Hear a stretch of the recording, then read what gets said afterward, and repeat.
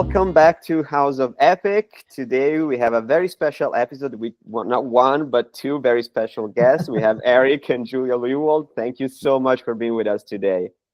Hey, thank you for having us. Thank you, Lorenzo. Yeah. They are the writers of some of our absolute favorite shows.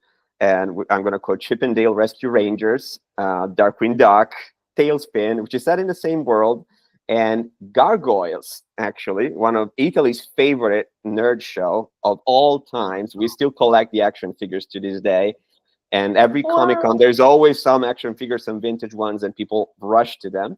And of course, they were the showrunner and the writers for X-Men, the animated series, possibly the absolute favorite when it comes to Marvel. And of course, now they're the consultant producers for Marvel Studios and for the continuation, the amazing, should I say, continuation of X-Men animated series, X-Men 97 on Disney Plus. And a few years ago, in 2020, they wrote an amazing book called X-Men: The Art and Making of the Animated Series, which I really recommend. And there it is. I don't know if we're doing video, but there we go. Yes. And by Abrams Publishing, and the cover art was done by Larry Houston and Rick Hoberg, who were two of the three main artists on the original show. And they created this for the back as well. So that's wonderful. Authentic and genuine, we can say that about it. That's wonderful. I met Larry at Comic-Con a few years ago when I was asking him for some advice to how to navigate work artistically and creatively for Marvel, and he was very fun and open-minded, and he gave me a very fun piece of advice. He said, just pretend to do it their way, and then as soon as they lower their guard, just do it your own way anyway. Yes, cheers, Larry. Yeah, that's about right. Cheers to Larry. It was love at first sight, and I appreciated the very explicit piece of advice. So. Anyway, very warm virtual welcome to Italy at this point, since I understand you've never been in contact with the Italian community before so far. So hopefully this would be a good chance. So just to warm up a little, I'm going to start with the classic question we ask our guests when it comes to a very popular pieces of pop culture. Do you have a favorite X-Men? I know it's a hard question, but you're entitled to have one, or X-Woman, of course, but. Yes. Speaking, and again, to clarify, just so folks know, I'm a writer, producer person on X-Men, the animated series. I was one of the writers of about 20 you had for the whole 5-season run. Yeah. And Eric was what we call the showrunner. He was in charge. His name's on every episode. Developer television by. He was the guy in charge of everything written. We can't draw worth a lick, so just stories.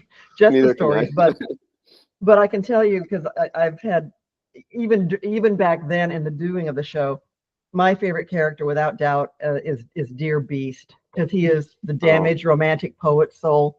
It's interesting because he's such an integral part of what we think of as the X-Men team right now, but he can't walk down the street without folks pointing and going, you're other, you're different, you're weird, you're a mutant, you're blue. But of all the X-Men, he was sort of, in his way, the most at peace with that until the story that Julia came up with, Beauty and the Beast. Until it's pointed out to him. That was your concept, the Beauty and the Beast? It was my concept. Yeah, a dear friend of ours did the script, Stephanie Matheson, but Julia proposed the pitch, the story. So again, as one of the writers on X-Men, okay, here's a behind the scenes tidbit. The idea of having a call to arms for the characters, like you have in some shows like Bart Simpson, Cowabunga. The idea of coming up with something for the X-Men. Because in so many other action shows we'd worked on before when we were younger, there would be a call to action, like with the Ninja Turtles or whatever, or G.I. Joe, whoever, just before they leap in. And so in the first story, they're leaping into action, and Beast's in the front. And we said, we can't have Beast say something, young and like that. We give him something obscure. So instead of, once again into the breach, we took an old dusty book of quotes. All the quotes are in I just looked up under feet, because his feet were going over those. And there was a quote by a British poet from the 1700s about that referred to feet. So we put that in there, and everybody liked the idea. So all the other writers started to compete to see who could come up with a more obscure line for Beast to say. And that was back before the internet. Let us explain that. Before we had the to go internet, research. we Okay, we're good. With faint heart, averted feet, and many a tear, in our opposed path to persevere, a minor poet for a minor obstacle. That was his first quote, and that was, I'm losing, Coventry Patmore. Yeah, it's the only quote from that poet in the history of television and movies. but so yeah, we had fun, like, because we were writing for ourselves. But so Beast being my favorite character, and then being the smartest character in the room. Typically, we as writers like to think we're the smartest people in the room. So the fun was kind of challenging ourselves to kind of out Beast each other with an obscure quote or something more on point. But Beast is mine. And it was hard for me since I was supervising for all 5 years, and I had to make sure all the stories were, tried to be equally balanced, and all the characters got screen time, and tried to be sympathetic and love them all like you love all your children. But over the years I became more empathetic with Charles Xavier, because he was trying to run this group of very, very different X-Men. He had 7 or 8 that he tried to keep on point and doing the process together. So I felt very, very sympathetic to Charles, and he wasn't a very spectacular character like Wolverine, who everybody loves because he's so emotional, or that most of the characters had their people that just loved them. Jubilee was very popular for the younger people that got into the show. Morph was very popular because he was funny.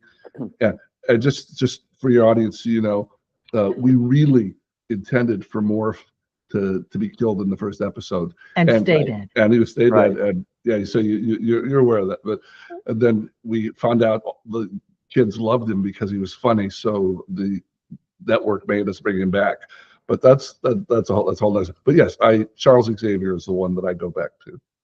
Well, let me say, I believe, almost objectively speaking, I'd say your Beast is no pun intended, is the best Beast well, no, I mean seriously, there is a huge change from what it was, the way it was portrayed in the comics, I think, and I think the way you did it, it's almost an original creation that created this lovely, furball that you'd want to hug and also listen, as he tells you stories at night, and just this endless well of filled with science and knowledge, and also, like you said, is the only one who's he's considered to be like a monster if he walks down the street, but he's also very much at peace on a philosophical level with the fact of being a mutant. And Julie, I'll say that I cried when I was a kid, and again a few months ago when I watched Beauty and the Beast, when she opens her eyes for the first time and she says, "You're beautiful," that broke me. I kid you not. You're making us cry. Oh no, and look at us talking to you about a thing that happened 30 years ago. It's like, oh my God. It happened today, like when it comes to that, like it's universal, like it's timeless. We'll get to that, but seriously, that and also and Charles Xavier is also one of my favorite. I have essentially 4 favorites. I'd say it's Charles, Storm, Nightcrawler, and Beast for several reasons, all related to the concept of empathy. So we'll get to that, but I really appreciated the answers, because I completely agree on a personal level. So more on the writing side, and your show essentially started an era, we could say a nerd era, if you will, and it happened in the US, of course, at a time in which no one suspected that Marvel was going to be such a mainstream medium outside the medium of comics, and it created something huge even in Italy, because in a world where we only had 2 mythologies, it was Dragon Ball and soccer. Before Marvel became this huge contemporary mythology, but still, even in any provincial town in Italy, you would ask around and ask, the Avengers, who? Fantastic Four, not so much. But when it came to Wolverine and in the X-Men, boom, the light will go up, and then they will know what they were talking about. Which again, it's not to be taken for granted because it doesn't always happen.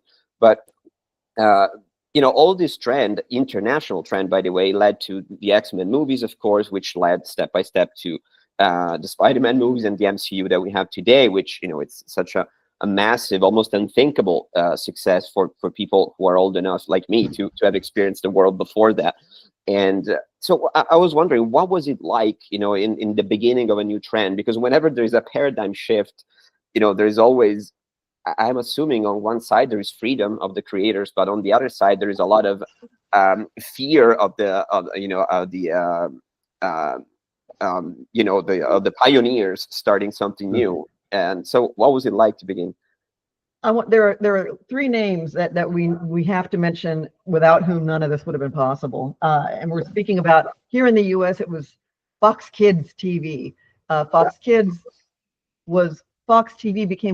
was trying to become an upstart network. In the U.S., we had just starting. We had ABC, NBC, CBS. Those were the big three. That was it. For 50 years, there was 3 networks, and then now this little bitty network that was only on half the day was coming on and trying to compete. The woman who was tapped to be president of Fox Kids Network is a woman named Margaret Lesh, and she had come from working for Marvel Studios out here in Los Angeles, and they were basically doing production work, like they were producing Muppet Babies, but they couldn't get the Marvel materials. No one wanted to buy Marvel. They just didn't. No one in Hollywood thought it would be successful. She pitched it to every network, and no, it's not going to work. Then she becomes president of Fox Kids, and she says, I'm going to make X-Men happen. Her own boss, just so you know, if you haven't heard, her own boss did not have confidence in the property. And he said, I will give you 13 episodes, but assuming this thing crashes and burns, you're out of your job. Do you understand? And made her rewrite her contract to say if the show failed, you're out. That she was gone, because he just didn't believe the show would be successful. She had enough confidence, and she surrounded herself with the right people that, just so you know, those first 13 episodes, that was all any of us were promised. It was like, you've got a 13 episode arc for this series, and afterwards we were all like, we were all let go, and we all were working on other bye. But so she had a right-hand man named Sidney Iwaner, and the Fox Kids broadcast standards and practices person is a woman named Avery Coburn. And without those 3 people who had who pushed us, who said, no, you don't write down to kids, you write up, pretend it's a live action hour-length drama, push it as hard as you can. Yeah, that was amazing to be given those marching orders. Yeah, they understood the X-Men. And so, as far as your question about the fear and the excitement, we were incredibly lucky that the right people came together at the right time. Margaret had been working in the business 15-20 years, making marvelous shows. Oh yeah. At Hanna-Barbera, at Marvel Productions. She was the best executive there. Sidney Iwaner, her right-hand man, cared desperately about the quality of the shows, and they were frustrated. They'd spent all these years trying to make more challenging, more ambitious shows, and being told at each point, there's no budget for that. No, you're going to scare the kids. That's too challenging. Stop. Dumb it down. So here was so this was their chance. The same thing with Will Mineo and Larry Houston, who were my 2 major creative art. Yeah. Well, I mean, there were the 2 artists. Will was kind of the philosophical. He was like the head producer. Right. He fought all the political battles with everyone who maybe wanted to change the show. He knew Marvel backwards and forwards. If Marvel Comics had a question, he'd have all the answers for them. All of us together wanted to make the show we ended up making, and so it was at a time where, and also Marvel didn't have much money. They had very, very low expectations for the show, because it'd never really been a very successful Marvel TV show, and so there were low expectations. There was a group of people who were waiting and waiting and waiting. I said, "This is the opportunity. We're going to grab this. We don't care who pushes back on this." And there were many people that did not, advertisers, TV station owners said, "What in the world are you giving us here? No child's going to want to watch these on a Saturday morning. People fighting." So there's pushback, but everybody agreed that no, this is the way we're going to do it. And if we all get let go and it only goes one season, we will have had this wonderful experience. And everyone had lost their patience with compromise. So everybody on board was ready to push it further and further and further. And I'd write something more intense, and the artists would build it bigger, and we get together. And we mostly just working in our houses. And there was no massive office in the studio, which I wish there had been. I wanted to be on a studio lot. There was no time for second guessing. There was no time for, which happens so often out here in Hollywood, all these things. Maybe we could try it in a different direction. Maybe we can, why don't we redo that half of the story? There was no, it was just boom, boom, boom. Everything had to get out quickly. We were behind, we were delayed. Everyone was just working as fast as they could. And there was really no one to we didn't let anyone second guess us. Okay. And so we possibly were young and arrogant, but we should have been afraid, because we've been on other shows where it could have been better that were ruined because they were changed, or because of creative choices that were forced upon the creative side. This one, we weren't going to let it be ruined. So possible fear about, my God, we didn't realize how big a thing Marvel could be.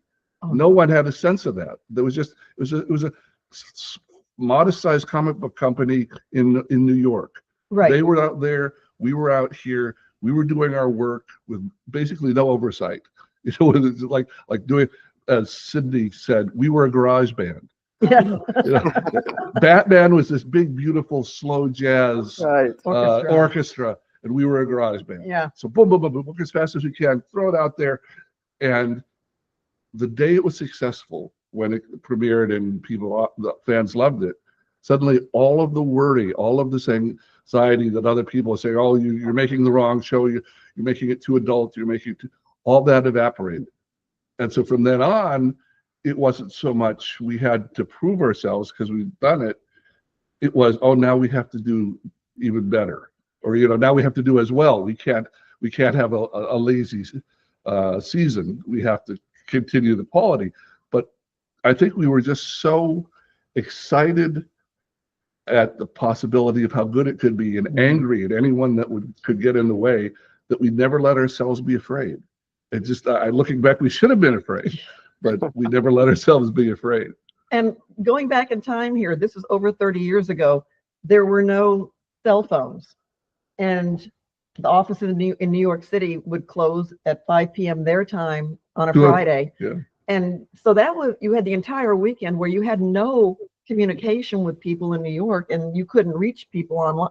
There were some weekends when some real nail biters were happening. A bad fax would come through right before things shut down on Friday. It's like, well, do we throw everything out? Do we start over? A lot of that kind of stuff. People would come up with, as they often they do on collaborative jobs, with ideas that would just throw everything into turmoil, and we'd have to start from scratch.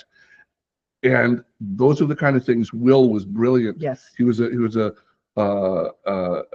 a diplomat that would talk to everybody. And I know what you're worried about, but Eric and Larry are handling it over here. Take my word for it. When you see the footage, it'll be one.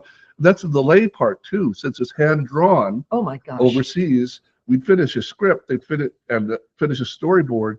It would be 4 months till we see the footage. Oh, and you just have to trust yourself in the back of your mind that it was going to look and sound the way that you hoped.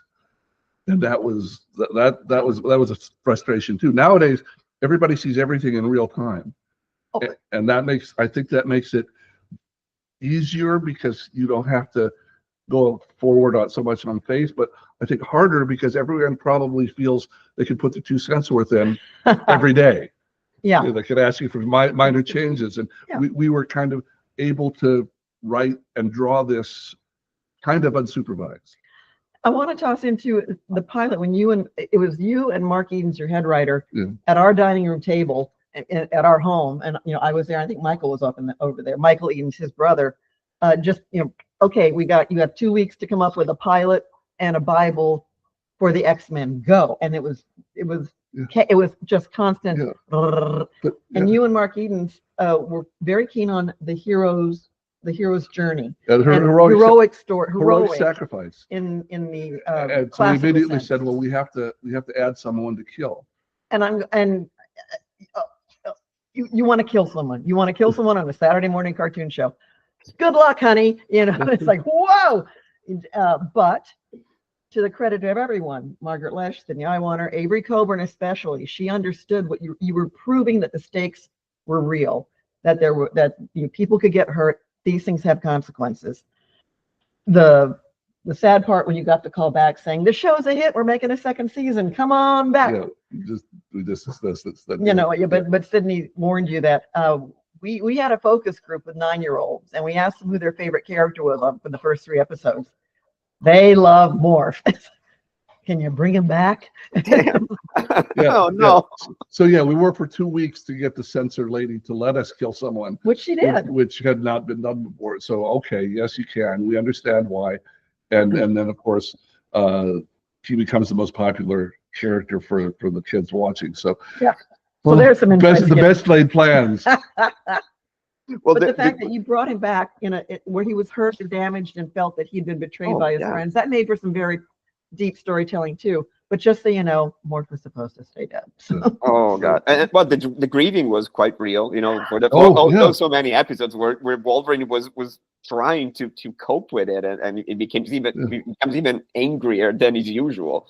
Yeah. And then when he meets again, I remember, I think it was Julie, I think it was your episode when he's chasing him in the cave, and then he says, like, you know, he turns into Jean, and he says, you know, she'll never love you, or you'll never be loved, because oh my god, it's like whatever it takes, that one. Yeah, oh my god. Yeah. I don't know what's worse, like losing a friend, or you know, finding a friend back like that, and he turns into the love of your life and tells you you're never gonna be loved because you're such a freak. Like, oh my god, that's there's so many levels there, so many levels to unpack.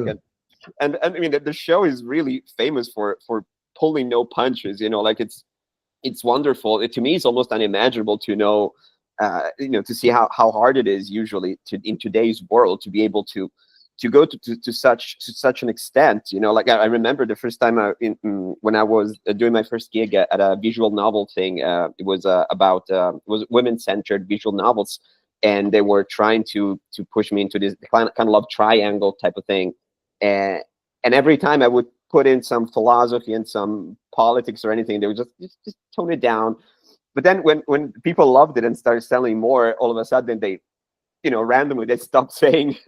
And excuse me. And I remember at the time I thought, what would the X-Men authors do? You know, and I said, okay, you know what, I'm going to push the envelope a little bit and see what happens. And I did that every week until eventually, you know, the audience saved me from being censored. But that's wonderful hearing that. Thank you for sharing that. You stayed with it. Yeah.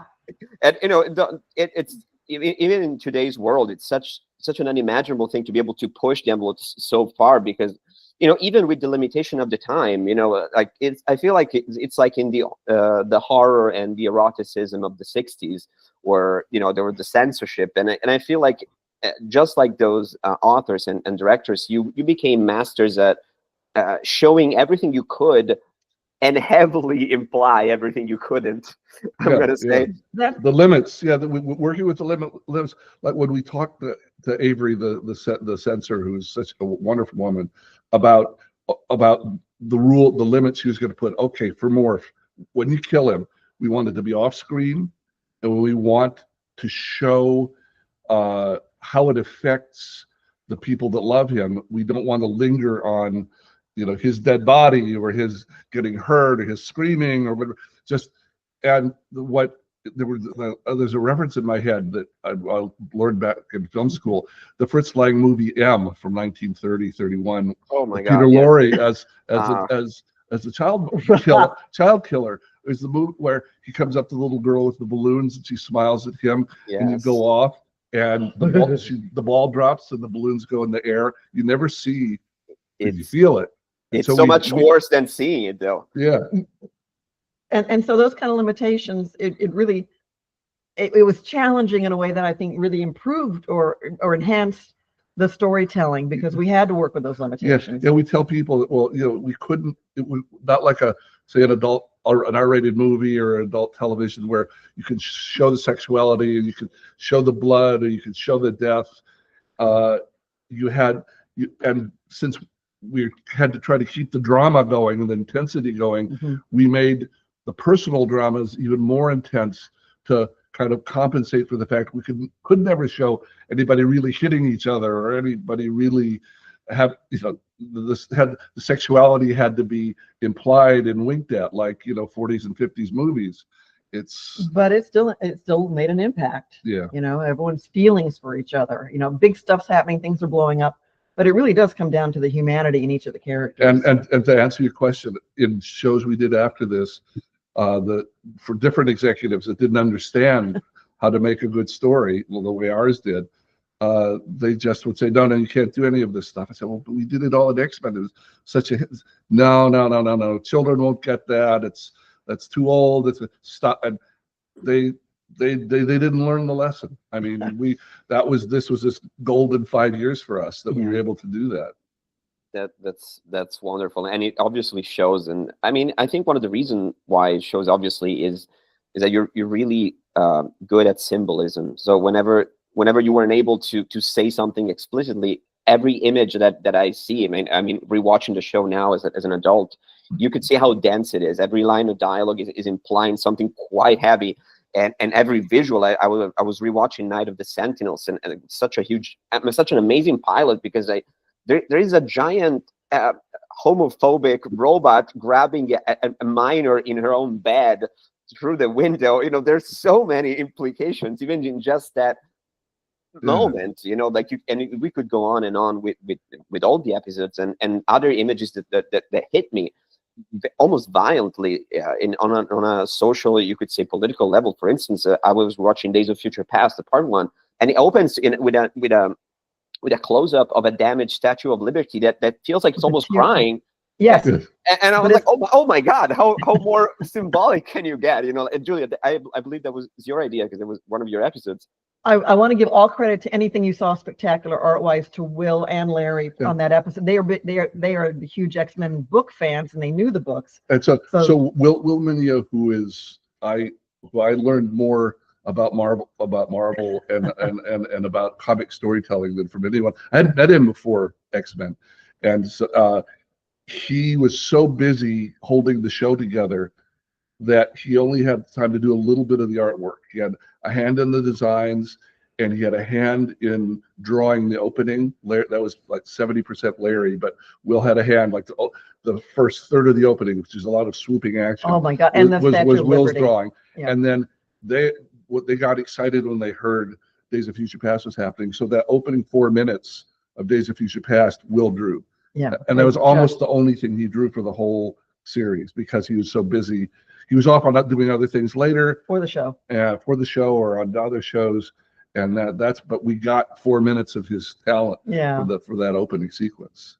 It really hits you. It's like a punch in the gut. Really wonderful. And also my personal favorite, because I remember that to be the first time I was hooked to the show when I was a kid. It was Captive Hearts, because before then the Morlocks changed everything for me as a child, because it was the first time in a superhero narrative where I was able to see an entire layer of much more complicated things. The Morlocks open up an entire underworld, no pun intended, where things are much more complex. Those are not villains. Those are just people who don't have the luxury. I think that's the line. We don't have the luxury to look human, and that's it.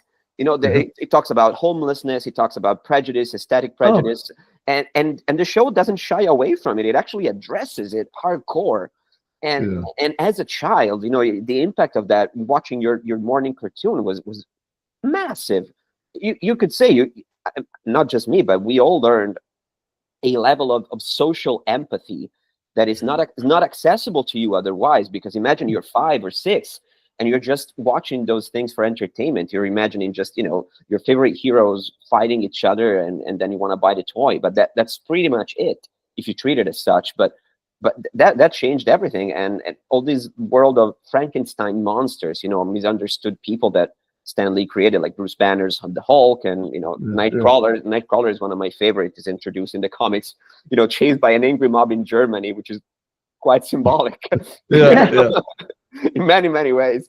And I loved how the Morlocks returned in X-Men '97. You know, and Leech gave us possibly the most heartbreaking moment of all time. I was not ready for that because he was one of my favorites from the show, and oh my God, the way that escalated and it brought back what you guys layered.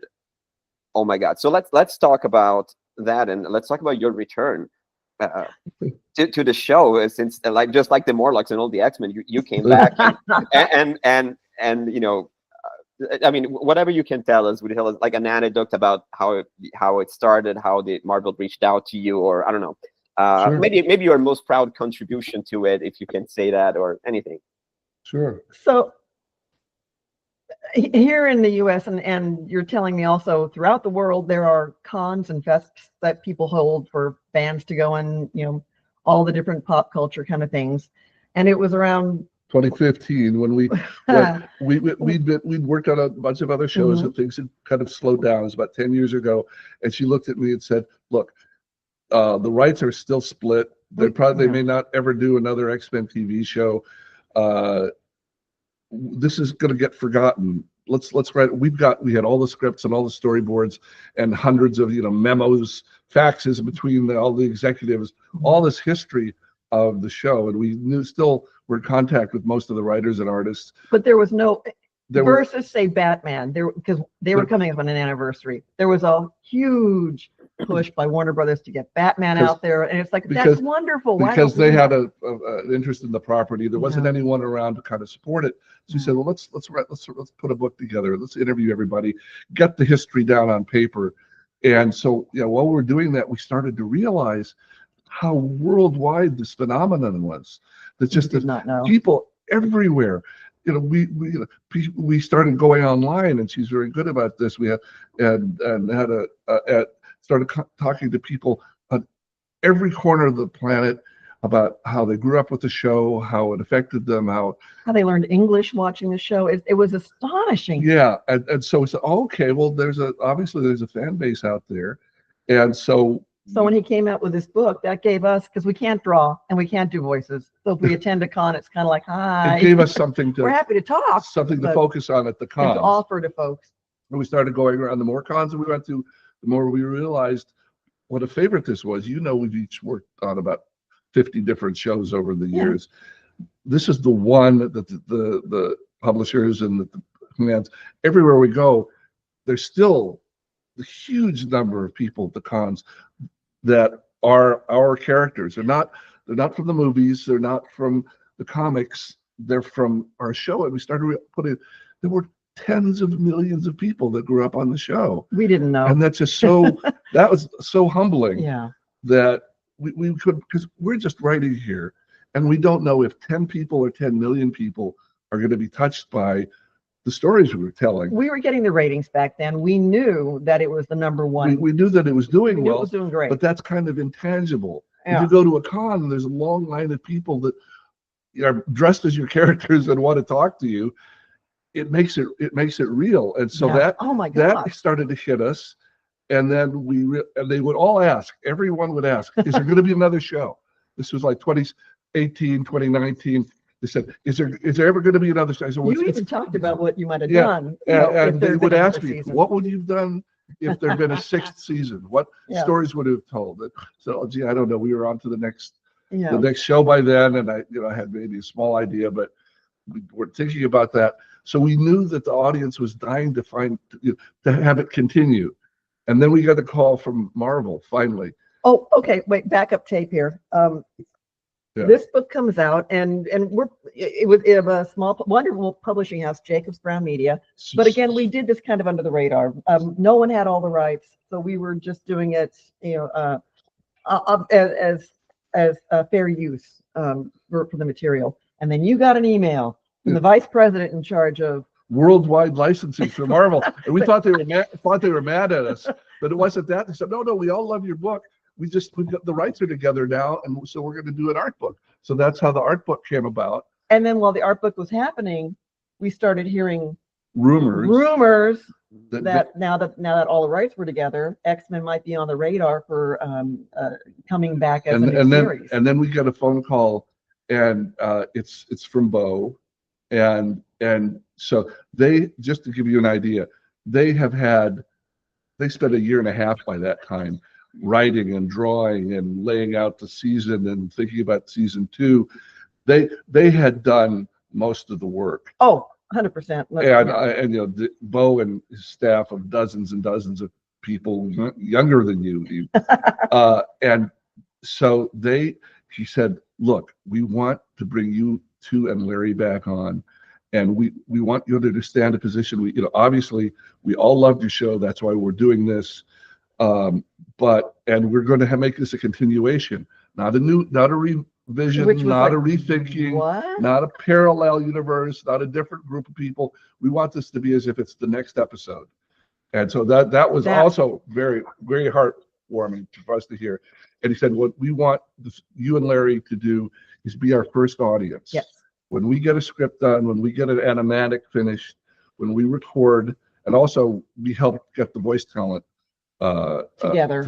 So the old voice talent. The original, they were Canada. all up in Canada, and no one had been reaching out to them because, again, there was no centralized studio push like with. So we helped a little with that, but mostly they said they would feel good if we were reading and watching and listening to what they were doing and reacting to it and giving them our opinion. So that's been our role in this, is that they're doing all the hard work in the trenches, and we're seeing it. And if we see something that excites us and maybe suggest they do something a little more, or we see something that could be a problem, it feels wrong with the character, we give them, but very, very, very light notes. For example, the one thing I caught in the first season, the team is together and someone turns to Beast and says, Henry, da da da da da. And I went, no, it's Hank. It's Beast or it's Hank. Yeah. He's not. Henry is Henry Gyrich. That no one in the team calls him Henry. Oh yeah, okay. Little things like that kind of continuity things like that we can contribute. It's like, the memory of the product is like he was always Hank. He would never be Henry. But and then we found out that the joy of having made this book was that this we were able to, with Larry Houston's help and some deep diving, find the original model sheets and stuff for the characters. So on X-Men 97, the fidelity is basically because we were able to help them create a book. Yeah, and they all admitted that they kind of used the book as a template. That's where the art was. So the way that they were able to take the designs and the technology that's evolved so much and is so different in 2024 than it was in 1992, and make it feel like a smooth transition, that it's the same characters, it's the same world, but it's evolved a little. It's freshened somehow, and they did that beautifully. I mean, we were so worried for them, because when we see remakes here in Hollywood a lot, or let's have a reunion of the people from a beloved show from 25 years ago, 9 out of 10 times they don't work out very well. They're awkward. They don't get the tone right. The spirit's not there. And so we were concerned, the way fans are concerned. Yeah. Are they going to get it right? And then we saw the first 3 episodes back to back, and it was just, oh my God, these guys did such a fabulous job. How could they do such, I mean, you dream about something like X-Men, the animated series, happening, and then 30 years later to have X-Men 97 happen. It's been amazing, amazing. It's so emotional, and when now we know the missing link, the actual art book that that made the transition so smoother. And I can tell you, and I'm speaking for all the fans here, how wonderful and emotionally rewarding it is when something feels like home, to return to that, but not with nostalgia, which I think, as a writer, I try not to go for the mere concept of, remember that, wasn't that amazing? It's a little sterile, when it comes to writing, but to see something and to feel how authentic it is to the original, and also how it's now, through new technologies, and now with less restrictions, how it's able to, go exactly where, grow with you, grow in philosophically, you could say, even politically, and it felt such a natural continuation. Like, I would like to talk about, the elephant in the room to me is the Genosha genocide, Yeah. which was such a, oh my God, moment for all of us. Like, that's not even Endgame, for fun of at the X-Men, that gave us that moment of, no one was expecting that, and not with such violence, of course. And again, it felt such a natural continuation of what you both, and you and Larry, dared to do when you began. And I think it connects to a wider form of, I call it like a Marvel tradition of breaking the tradition, if you will, which which started, you could say, with Stan Lee, and before him the Marvel canon was much different, and then he created this skinny teenager with financial problems, and people told him no one's going to care about this, and then he created these ugly freaks of nature that no one was going to see, and then there Unusual you have it. teens. Yeah, right. And there you have it. And then you guys, pushing the boundaries of what a kids show should be. And in all of this, it's funny that some people on the internet, they even said that the X-Men have gotten too woke, which it's funny to hear, because you even know what the X-Men are. Yeah. How could they not be? How could it's? And I do appreciate the fact that the people that were the heart and soul of this are 2 generations removed from us.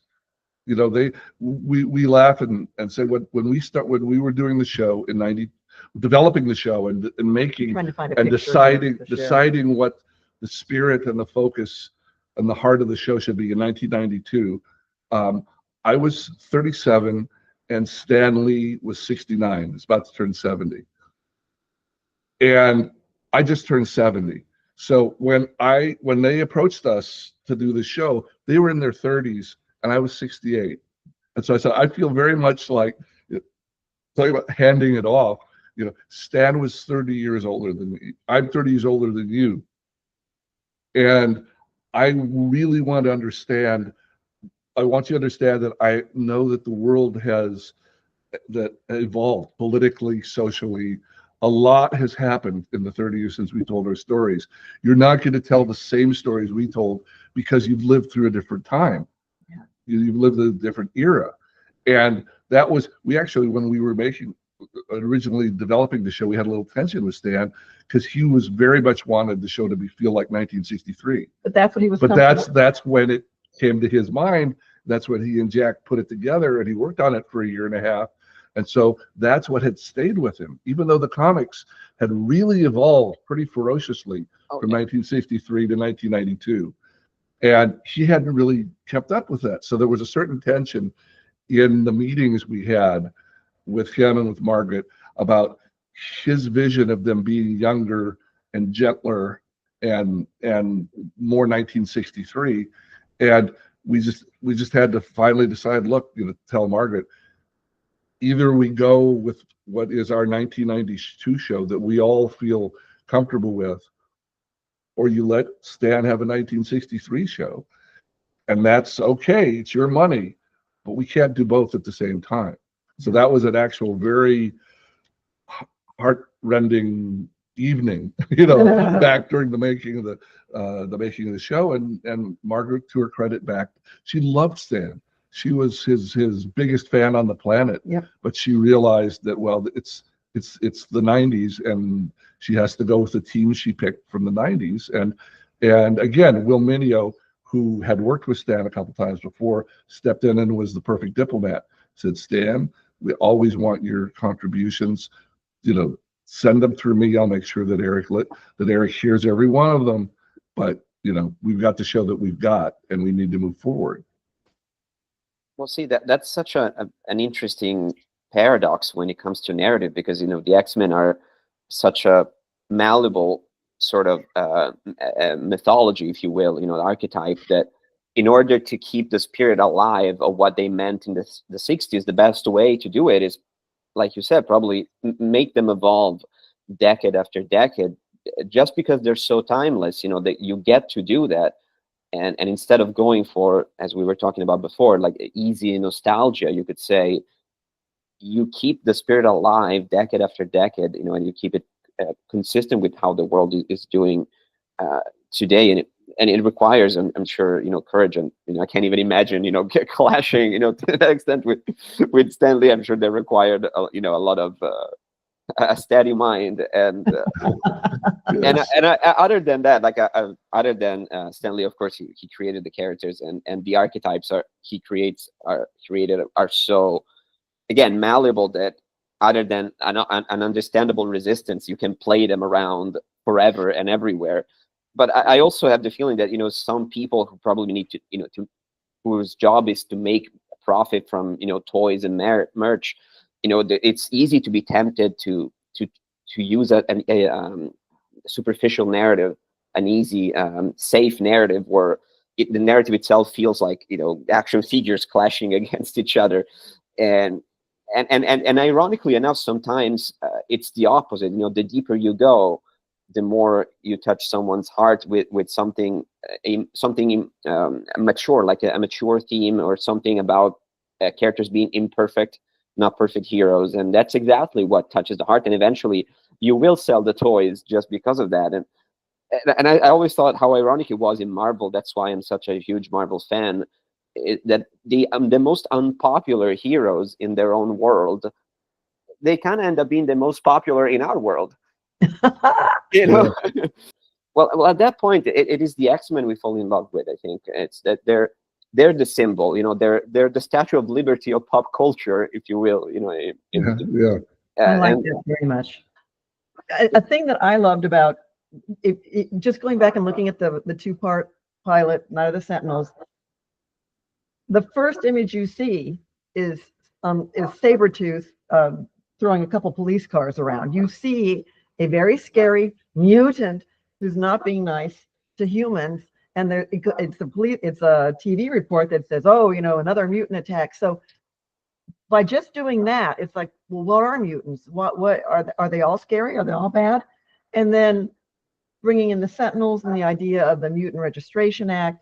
You don't bring Magneto in until episode 3. We had a little fight about that with a couple people at Marvel, not our main people, but somebody at Marvel was angry when they saw the pilot. They said, well, where's Magneto? He's the #1 bad guy. We want to showcase all of our bad guys.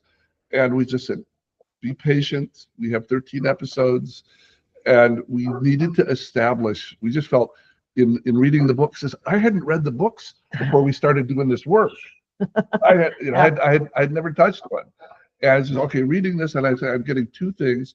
One is the standard comic book thing where you've got 2 very powerful people or groups of people fighting each other, and so it's kind of like professional wrestling or a boxing match or something. Which we love, but that's which is fine. But that's kind of like people just shooting at each other. Okay, it's going to happen, whatever. The other half of it is this group of people who frighten others because they are other, and they're just that's where we need to focus the series, not on the fighting. Will happen. It's like shootouts in a Western. It's going to happen at some point, but let's focus on them being other. And I love the fact, going through the characters, so many of the X-Men were orphans. It's such a Marvel thing. Right. I mean, Stanley and Jack Kirby, lived through the era of the Holocaust. They were both born around 1920. Right. They sensed the feeling, unaccepted and alone. And it's like we start out with Jubilee, who's the eyes of the audience, and she's in her 10th foster home. She's an unaccepted orphan, and we thought about the X-Men and Xavier. It's a found family. Yes. They're all these kind of loner, these rejects or loners or people that hadn't found anywhere else, and they come together. And I think another part of that is so, to me, crazy important is that in the world of the X-Men and mutants and stuff, you're born that way. your mutation may becomes aware only like during adolescence. And it's like, holy, if anyone is old enough to have endured adolescence and puberty, we all know that what's going on, what's happening. And the idea of being rejected by society just because this is who you are and this is how you got born is an astonishing, is the word allegory, is it metaphorical? But I think it's brilliant, because I don't think anyone makes it through adolescence alive, without being terrified or feeling different or feeling other, and feeling like other people are like looking and judging, and that's what the X-Men deal with, that on a fundamental level. And that to me is what's so powerful. Yeah. It's wonderful. The mutant metaphor, it's wonderful because it's so malleable, like we were saying before. It can, the blue skin metaphor and the unwanted child metaphor and the puberty thing, it goes for everything. It can go for racism, intolerance, of course, homophobia, which is always implied in your show, but it's never, it's always there. You can tell it is there. And even with Jubilee, and there's been so many theories about what she represents and how she's unwanted on every possible level. And I love I believe that's the core value. As they are unwanted, they're trying hard to not to be wanted, which would be petty in a way, but to teach others why you need to stop and you need to be more welcoming. And it's not cheesy. It's just, I always think about the fact that Xavier is a teacher. He has no physical power. He's just the power of the mind, and he refuses, by the way, to use that force to force people into believing what he believes. He just guides them. He could just brainwash the entire world, but he just guides them through an empathetic journey. My parents are both teachers, and they always tell me this thing about Latin. And said, like, the word education comes from Latin. It's like ex ducere, and it means to lead out. Not in, to lead out.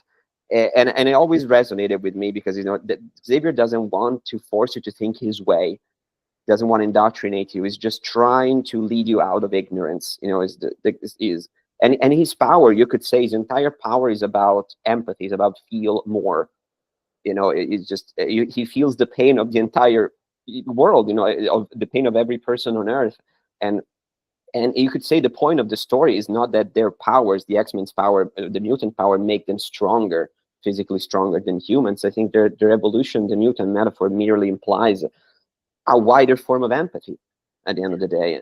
And that, to me, is Marvel, not just X-Men. That's Marvel. That is at the core why Marvel matters, and what Marvel always needs to be doing to remain relevant, to help young people evolve literally and ethically. And because of that, the great thing the X-Men are evergreen.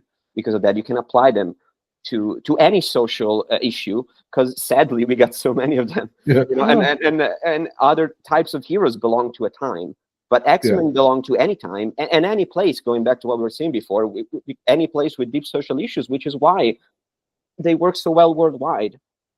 And you all of all people stated it so clearly that even a child would understand it. Not a teenager, a child. And I can't stress enough how important that is on a social level. And you can see the effects of that 30 years later. And people who are grown up now, and I'm going to include myself in this group, they became hopefully a little better, a little more evolved, no pun intended, and a little more empathetic because of that. And we became a little closer to our heroes because of what you did and the way you explained it to us when no one else would. So I really want to, I know it sounds cheesy, but I really want to thank you guys for what you did and what you're still doing. It really matters. Good Lord. Part of also this conversation is, and we've talked about this, is that each of the members on the X-Men team for the show, each one has like this cool mutation. Wolverine's got his claws and his health. I mean, he's got his, he can regenerate quickly, and he got the adamantium. And Rogue can absorb anyone's powers and do anything. But that thing that each of them have is the greatest sorrow in their own lives. Or meaning Wolverine can live forever, which means he's lost everyone he's ever loved. Exactly. Rogue, all she wants, she's the Southern person. She wants to be with, Incredibly powerful, but you can't she touch can't it. touch anyone.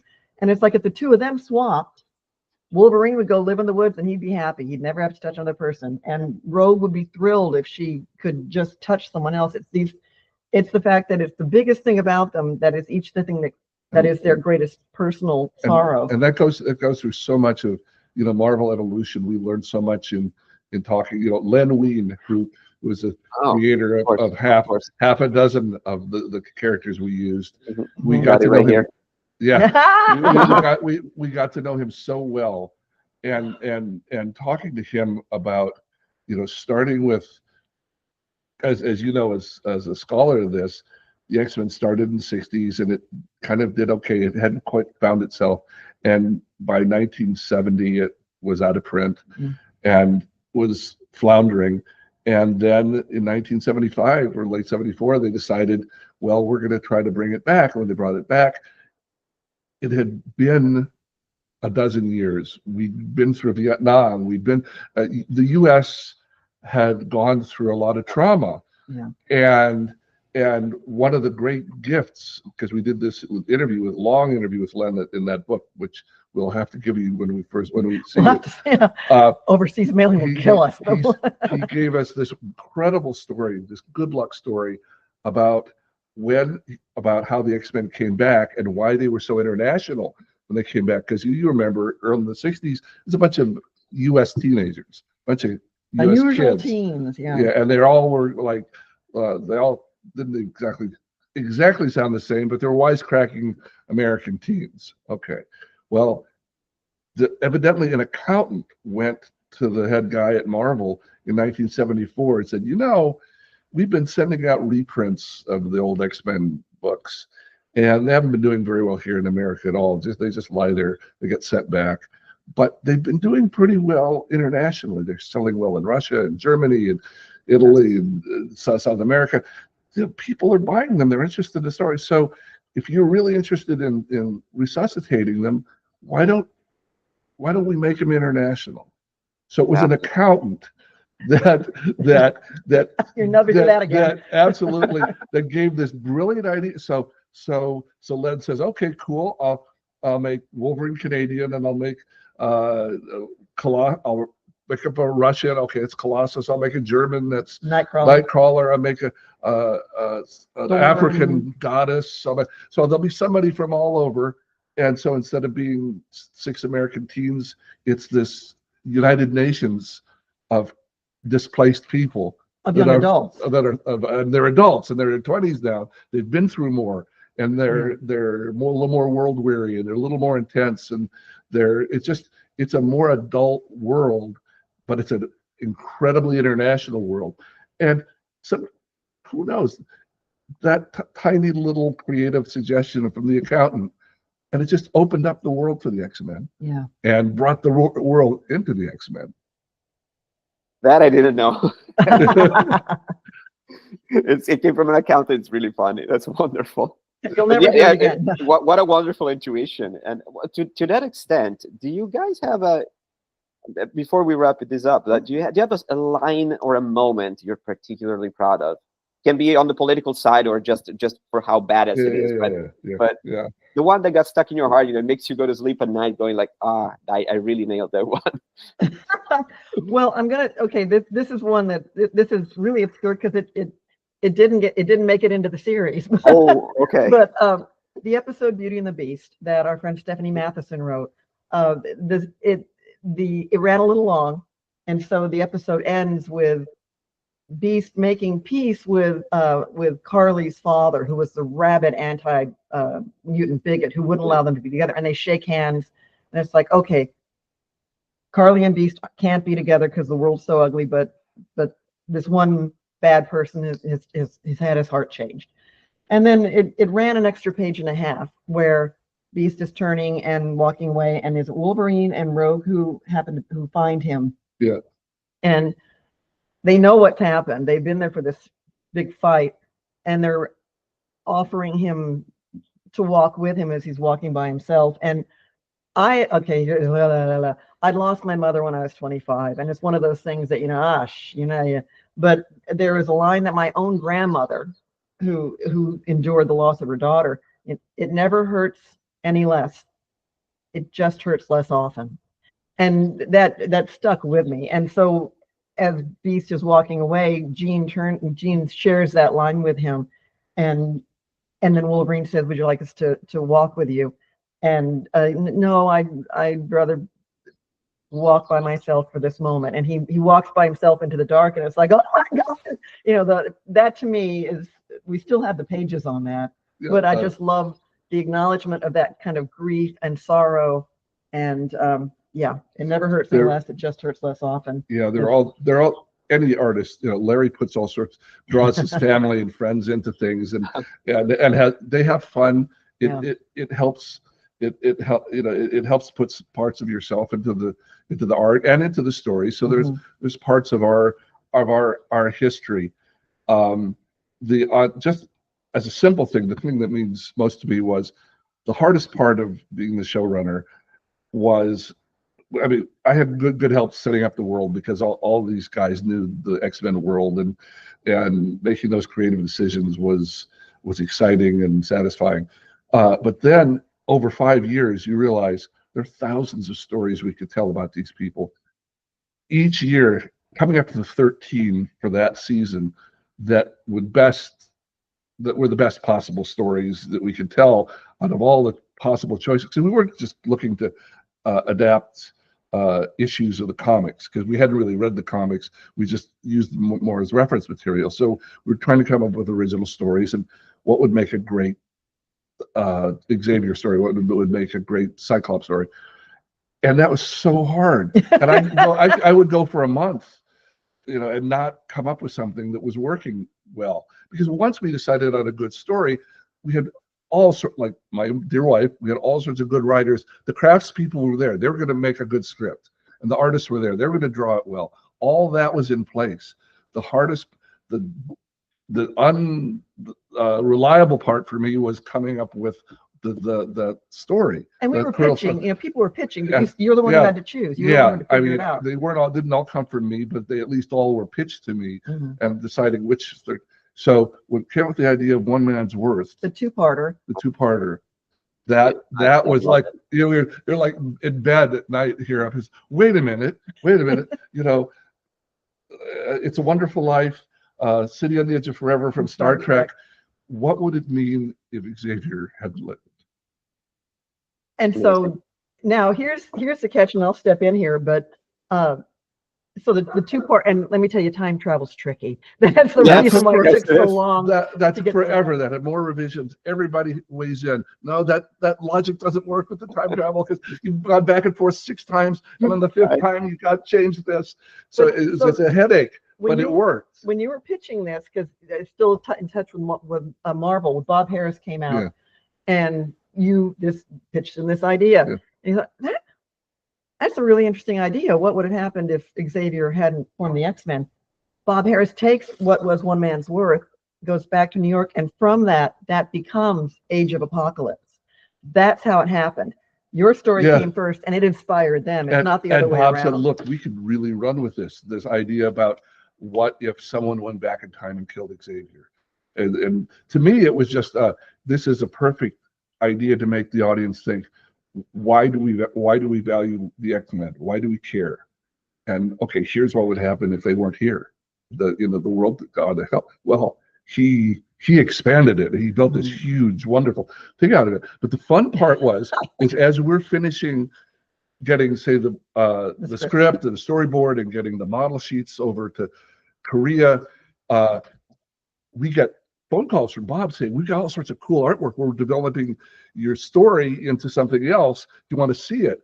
And so a little bit of what they were drawing in New York got sent to Larry, and Larry used it in our show. Some of the Age of Apocalypse art. Oh my God, look at that.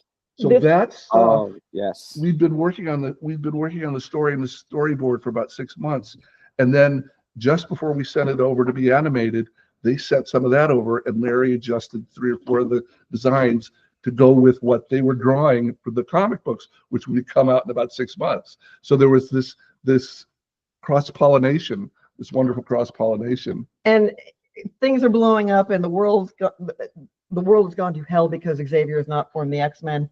But throughout the whole series, the thing that just kills me, because this was in the 4th season, I think, in the hellscape, Storm and Wolverine are a happily married couple. Yes. The world's in flames, but they are in love with each other. And it's like, dang it, why didn't we? It's too late in the series to go back and do something, but that would have been perfect, you know. And then the take by Alison Seeley Smith and Cal Dodd is our Storm and Wolverine. You know, would you give up the whole world to protect our love, darling? And he goes, why wouldn't I? Nothing else matters, you know. But the two of them, it was good, tough guy. It was the best, darling. And they give up. Again, they're not giving up powers, they're not blowing things up. They're giving up the love. And it's like, it kills me still, you know, just to have that moment, you know. And it goes by fast, you know. It's not something that's lingered on, but it's just so powerful and basic in that. But anyway, so one man's worth that Age of Apocalypse. Yeah. There you go. So that was the best moment in the 5 years of, oh God, this is going to work. I don't know how it's, you know, what it's going to turn into, but this story works for these characters.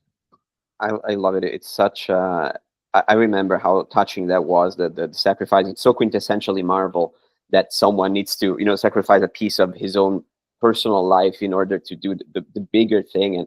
And even the importance that Xavier is given is hardly an ego trip. It's about responsibility. So it never gives you the feeling of, oh, we're just, you know, Xavier is just the coolest. No, it's not that. It's about social action. Much more than A Wonderful Life is a beautiful movie, but it's just, I think it's a lot more interesting if you bring up the social element, not just a small town, but the entire world. Like whatever you do in the world, it's not just a drop in the ocean.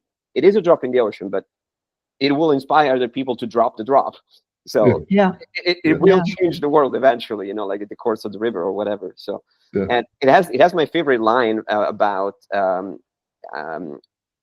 Skin color prejudice. I'm sorry. Well, no, science is one time. Oh no. Go ahead. Skin color prejudice. That's so pathetic. It's almost quaint. Yes. Quaint. That is my favorite badass moment from Storm. Other than when she flies around and destroys bigots with lightning. That's already cool. But in terms of line, that's the best. But also there's a quote from Xavier, I think, in that one when he says, every time science says something cannot be done, it's always eventually it turns out to be wrong. But then every time you think of something that seems impossible, but you treat it as possible, eventually you'll find out you're almost every time you're always right. And every time someone tells me this is unlikely, socially or scientifically unlikely, remember what Charles Xavier said, and I quote that. Yeah. Look at you, Lorenzo, all these years later. I love that. I love that so much. Well, speaking of couples, you know, you started writing together, like you worked together. When did you know that you were, you know, narratively compatible? You know, like what do you bring to the other in terms of background? It's funny. We don't consider ourselves a writing team. Like when I was writing for you on X-Men, I got a script assignment. I went over.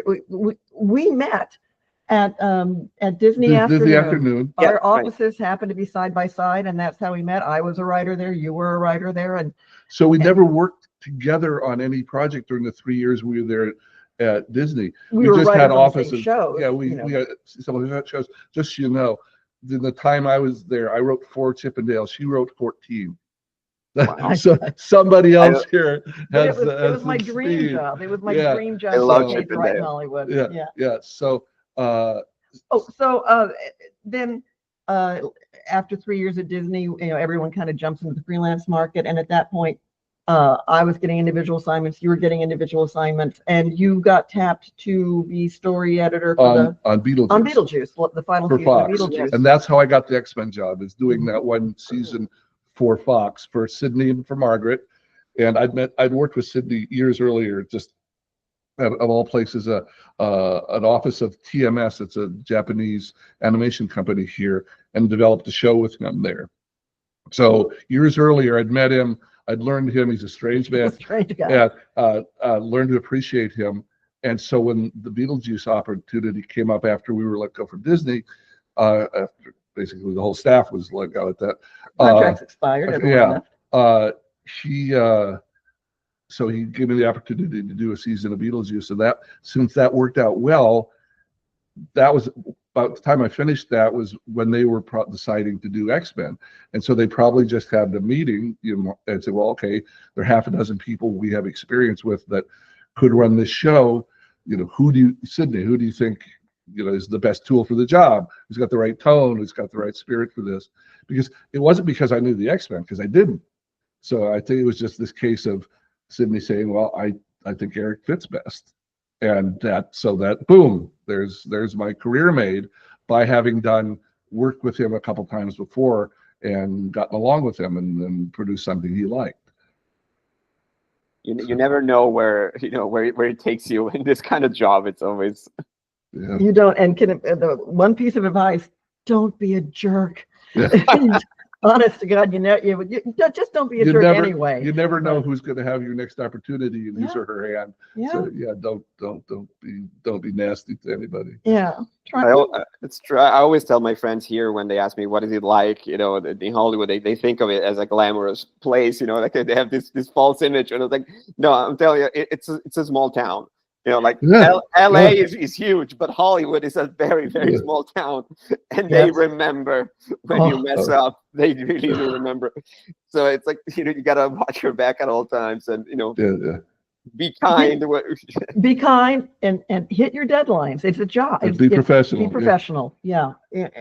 Which is not that easy when you're in a creative business, but you've got to be, because if you aren't, there's 10 other people waiting who will be on time and who will be nice and who will get the job done. And so you can never take it for granted. That's true. It's really not as glamorous as it is, but I would never change it for anything else. It's really it becomes a call, and so let me say that again. You guys, you remind us how we can work within a system and make something meaningful, because there's also this false belief that you cannot work within the system of entertainment or mass production of something because it will get tainted. You need to go the artsy way so you can do your own thing, and I respect that too. But if you manage to do something like the X-Men, and it's rare, it's not always that you can do that, but if you work with such archetypes, you can still respect the logic of a market. But boy, how many people you can touch, and how many important things you can say, and it's by remembering what people who work in that kind of environment do, like what you guys did, and my favorite movies, and it's remembering that reminds me why I work in mass entertainment, and it changed. Like it's a daily change from waking up and going, why am I doing this, and what am I going to end up doing? Maybe I'll lose my way and write something that I never wanted to. And then I remember what can be done within the entertainment machine, and it's a lot more hope than I would have otherwise when I wake up in the morning. So on that note, thank you again. Thank you again. Before we wrap this up, where can our friends follow your adventures on social media? Yes. I am on Twitter X way too much. We have a sort of general X-Men TAS, and that's for X-Men the animated series. So X-Men TAS on Twitter X, on Instagram. We got a Facebook page. We have a website, but we're a little sloppy on the website, but we're there. And I try and respond. We try and keep it as positive about folks who like the X-Men. That's basically all that is required to come on and chat about things. And we're happy to share whatever experiences we can. And if you know some folks who have cons and fests in your neighborhood, right? We'll be ready to fly to Italy at a moment's notice. You just have to put up the dogs. And where can they find your books? Actually, on the Amazon, both of them are And They are available on Amazon. They are here in the U.S. also available, hopefully in your local bookstores. We have a company called Barnes and Noble is a bookstore chain. They offer it there typically. yeah, But we also encourage folks to go to their local comic book shops and get the book through there, even if it means ordering it through folks yeah, there. it's as you know, it's very, very expensive to ship internationally. So I mean, we have, if someone's in the U.S. and they want the book, we tend to have a bunch in stock. But it's like $90 to send the book. But they are available. They're 4 pounds. It's a 2 kilo book. Oh my God! Yeah, we didn't figure that out. But yeah, that's if Amazon in most countries will have a Or print on demand. they'll be able to get it from there within the country. And we were happy to discover last year, we didn't know, but this book has been translated into Spanish and is available Spanish language throughout Latin America, and which was like, wow, that's cool. We didn't know that was happening. That's great. But so we ask folks, please, seek it out. There's a lot of behind the scenes stuff there. There's a lot of just love for X-Men there, and a lot of amazing art that was never, that was hiding in Larry Houston's storage lockers for a while, that we were able to put in the X-Men art book. So, and coming up this June, a companion book to the art and making of X-Men. It's coming out about 97. Nice. X-Men 97, the art and making is coming out. And in June, this June. June 17th in the U.S. I don't know if it's the same internationally, but that's the U.S. Release date. And we did the introduction. You wrote the introduction to that. The small. June 17th. And if our fans want the international, I mean the original version, one more reason to get you to Italy. So we'll try to make that happen. We worked it out with the publisher. Send the books there. You guys have the publisher send the books there. We'll do it. Yeah. Or go to American Comic Cons and. There you go. Yeah. That is the one challenge. People look at the book, they love the book, but carrying a 4-pound book around during a con that's a big ask. Thank you guys. This was lovely, very, very precious. We cannot thank you enough, and this was a very, very unique opportunity, and you gave us so much to think about. So thank you again. We'll be looking forward to X-Men 97 season 2 next year, I think. Yes. Guaranteed. No, but they're telling us 2026. No, not guaranteed. Absolutely guaranteed. We won't tell you when. Yes. Well, you just like digging holes for yourself, don't you? I do. He does. Yeah. Okay. All right. Well, yeah. Well, until then, Excelsior to everyone, and thank you for joining us on House of Epic. It was wonderful, and thanks again.